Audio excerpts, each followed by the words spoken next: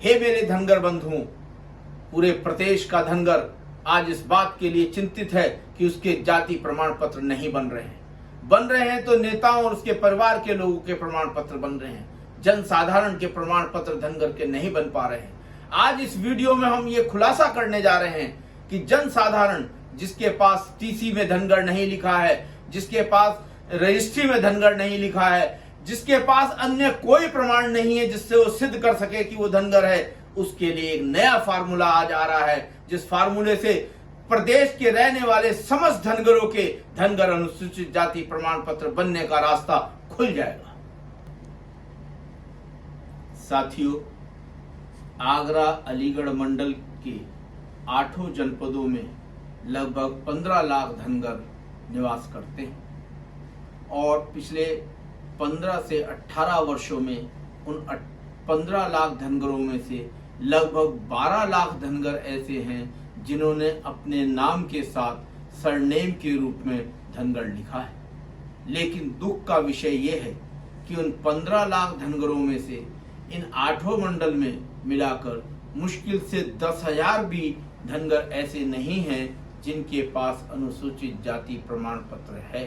अर्थात अगर 100 धनगरों ने नाम के आगे धनगर लिखा हुआ है तो उनमें से एक ही धनगर ऐसा है जिसके पास अनुसूचित जाति प्रमाण पत्र है।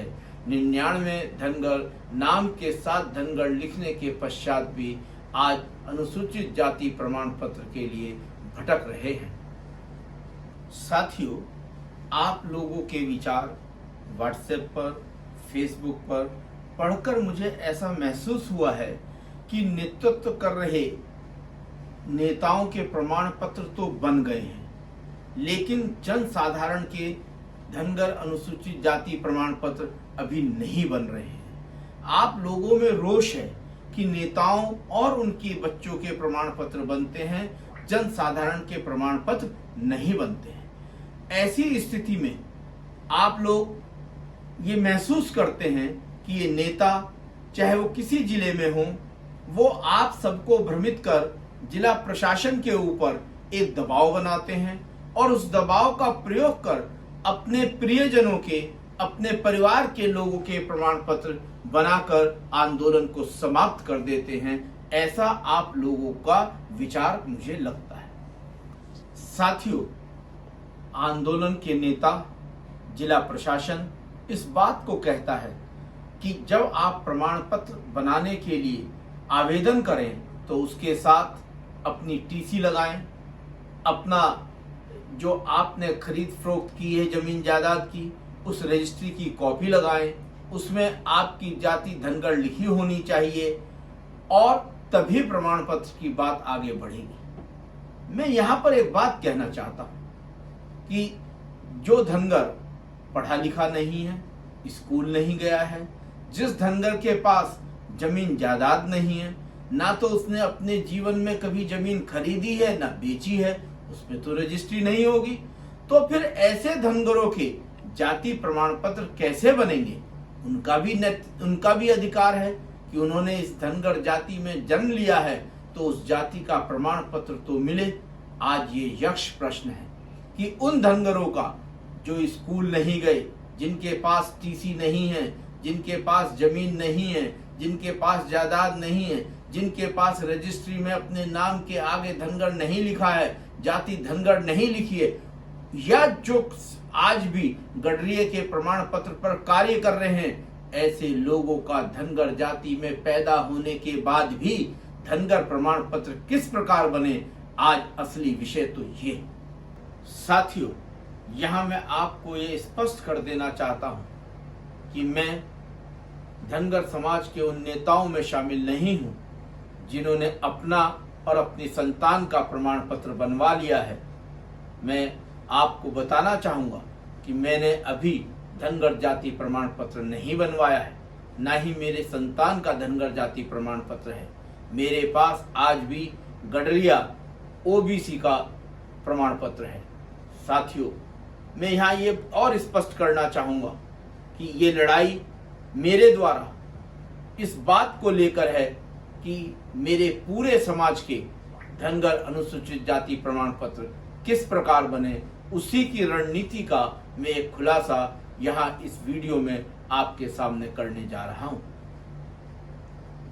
साथियों, जैसा आप सबको विदित है कि प्रमाण पत्र बनवाने के लिए साक्ष्य की आवश्यकता तो होती, कोई ना कोई साक्ष्य तो चाहिए। टीसी आपके पास नहीं है, रजिस्ट्री में आपके पास नहीं है, तो साक्ष्य कौन सा हो? वही जो खुलासा की हमने बात कही है वो अब आपके सामने हम यहाँ वर्णित करते हैं। साथियों, आप गांव में रहते हैं तो गांव की ग्राम सभा होती है, ग्राम प्रधान होता है। आप अपनी ग्राम सभा में एक प्रस्ताव पारित कराइए।